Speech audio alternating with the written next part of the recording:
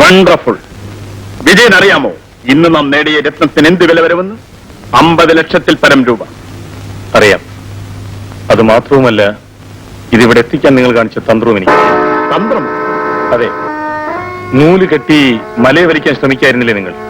നീ എന്തർത്ഥത്തിലാണ് സംസാരിക്കുന്നത്? ശ്രീധരൻ ഏർപ്പെടുത്തിയൊരു കള്ളക്കടത്തല്ലേ നിങ്ങൾ എന്നെ കൊണ്ട് നിങ്ങളുടേതാക്കിയത്? വിജയൻ, ഇതെല്ലാം നമ്മുടെ ബിസിനസ്സിലെ ഒരു സാധാരണ സംഭവമാണ്. ബുദ്ധിയും ധൈര്യവുമാണ് ഇതിന്റെ മുതൽ മുടക്ക്. അതുള്ളവർക്കാണ് അന്തിമ വിജയവും. അതെനിക്ക് മനസ്സിലായി. അതുകൊണ്ടാണല്ലോ ഈ പെട്ടി ഇവൻ നിങ്ങളുടെ മേശപ്പുറത്തിരിക്കുന്നത്. ഇതാ 10,000 രൂപയുണ്ട്. എന്തിനാ ഇത്? 1 മാസത്തെ ശമ്പളം മുൻകൂട്ടി. 50 ലക്ഷം നേടിത്തന്നിട്ട് 10,000 രൂപയോ? കൊള്ളാം. എന്റെ ജീവൻ കൊണ്ട് പന്താടിയിട്ട് അങ്ങനെ ആരും സൂഹിക്കണ്ട. എനിക്കിതിന്റെ നേരെ പകുതി കിട്ടണം. നീ കണക്ക് പറയുന്നു എന്ന് തന്നെ കരുതിക്കൊള്ളൂ. പറ്റില്ലെങ്കിൽ പറയൂ. ഞാൻ കൊണ്ടുവന്ന സാധനം അതിന്റെ യഥാർത്ഥ ഉടമസ്ഥനെ ഏൽപ്പിച്ചേക്കാം. എന്തു പറയുന്നു? ഒരു പൈസ കൂടുതൽ തരാൻ സാധ്യമല്ല. ജീവൻ വേണമെങ്കിൽ എന്റെ ജീവന് 10,000 രൂപ വിലയുള്ളെങ്കിൽ എനിക്കത് വേണമെന്നില്ല.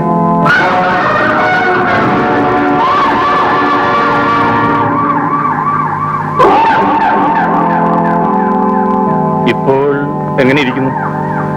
ഞാൻ നിങ്ങളോടൊപ്പം ഉണ്ടെങ്കിൽ നിങ്ങൾക്ക് പലതും നേടാൻ കഴിയും. പൊന്മുട്ടയിടുന്ന താറാവിനെ കൊന്നാൽ പൊന്മുട്ടയുമില്ല, താറാവുമില്ല. നിങ്ങൾ ബുദ്ധിമാനാണെന്നാണ് എന്റെ വിശ്വാസം. എന്തു പറയുന്നു? ഇതിന്റെ നേർപകുതി എനിക്ക് തരുന്നോ, അതോ ഞാൻ ഇതിന്റെ ശരിയായിട്ടുള്ള ഉടമസ്ഥനെ ഏൽപ്പിക്കണം?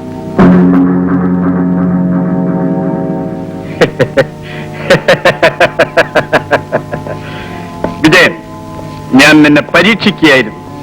ഇന്നു മുതൽ നമ്മുടെ എല്ലാ ബിസിനസ്സിലും 50-50.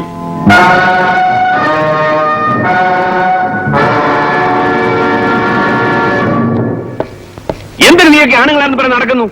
കേവലം ഒറ്റ ഒരുത്തനെ എതിർത്ത് തോൽപ്പിക്കാൻ കഴിവില്ലാത്ത നീയൊക്കെയാണ് എന്റെ അനുയായികളെന്ന് പറഞ്ഞ് നടക്കുന്നത്. ലജ്ജയാകുന്നു.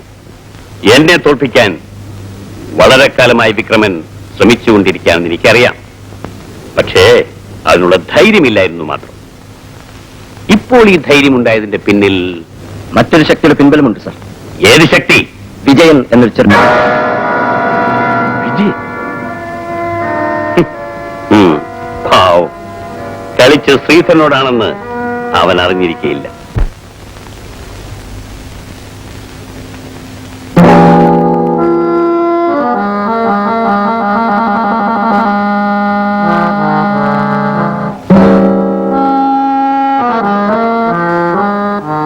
നിനക്ക് എവിടെ നിന്ന് കിട്ടിയടാ ഇത്രയധികം രൂപ? അതെല്ലാം പറയാം. അമ്മ അവൻ ആശുപത്രി പോകാൻ തയ്യാറാകും. എടാ സത്യം പറ, നീ മോഷ്ടിച്ചോ? അല്ല, ജോലി തന്നെ ഉണ്ടാക്കിയതാണ്. ജോലി ചെയ്തുണ്ടാക്കിയോ? ഇത്രയധികം പണം ഇത്ര പെട്ടെന്ന് എന്ത് ജോലിയാടാ ചെയ്തത്? അമ്മ സമയം കളയാതെ ഓമനെ. എടാ, എട്ടും പൊട്ടും തിരിയാത്ത പ്രായത്തിൽ അക്രമികളുടെ കയ്യിൽ നിന്ന് രക്ഷപ്പെടുത്തി അല്ലൽ എന്താണെന്ന് അറിയിക്കാതെ നിന്നെയൊക്കെ വളർത്തിയത് ഇതിനല്ലായിരുന്നടാ. സത്യം പറയടാ, ഈ രൂപ എവിടെ നിന്ന് കിട്ടി? സത്യസന്ധമായി ഈ ലോകത്ത് ജീവിക്കാൻ നമുക്ക് വിധിയില്ല ബാബ. നിന്റെ അച്ഛനും അമ്മയും ഇതുപോലെ ചിന്തിച്ചിരുന്നെങ്കിൽ നല്ല പ്രായത്തിൽ അവർ കൊല്ലപ്പെടുകയില്ലായിരുന്നടാ പോലെ. ഈ പണം കൊണ്ട് എന്റെ ഓമന രക്ഷപ്പെടുന്നതിനേക്കാൾ അവൾ മരിക്കുന്നതാണ് എനിക്ക് സന്തോഷം. ഇതെവിടെ നിന്ന് വാങ്ങിച്ചോ അവിടെ കൊണ്ട് കൊടുത്തേക്ക്. തിരിച്ചു കൊടുക്കാവുന്നിടത്തുനിന്നല്ല ഇത് വാങ്ങിയത്. എങ്കിൽ ഈ പണവും അതുണ്ടാക്കിയവനും ഇനി ഈ വീട്ടിൽ കാണാൻ പാടില്ല. കടക്കു പുറത്ത്. പരമുകളുടെ മകൾ പനി പിടിച്ച് ചത്തുപോയാൽ പരമുകളിലേക്കേ ദുഃഖമുള്ളൂ. തെമ്മാടികൾ കൊന്നുകളഞ്ഞ രാജവർമ്മ സാറിന്റെ മകൻ തെമ്മാടിയായി പോയാൽ അദ്ദേഹത്തിന്റെ ആത്മാവ് എന്നോട് പൊറുക്കയില്ല. ഈ പണവുമായിട്ട് കടക്കു പുറത്ത്. ഇറങ്ങുന്നു അമ്മവ. ഈ കുടിലിന്റെ സംതൃപ്തിക്ക് വേണ്ടിയാണ് ചെയ്യാൻ പാടില്ലാത്തതെല്ലാം ഞാൻ ചെയ്തത്. ഈ പണം സ്വീകരിക്കാൻ പ്രയാസമാണെങ്കിൽ തീയിലിട്ട് കരിച്ചു കളയൂ. അതിനോടൊപ്പം എന്റെ ഹൃദയത്തിന്റെ നല്ലൊരു ഓഹരിയും ഉണ്ടായിരിക്കും. എന്റെ ഓമനയുടെ ശവദാഹത്തിന് പോലും ഈ പണം വേണ്ട. ഇത് തീരുമാനമാണോ? അതെ.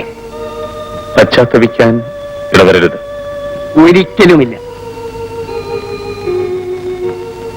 രേവതി, നമുക്ക് പോകാം. അവളെ എവിടെ കൊണ്ടുപോകുന്നു? ഞാൻ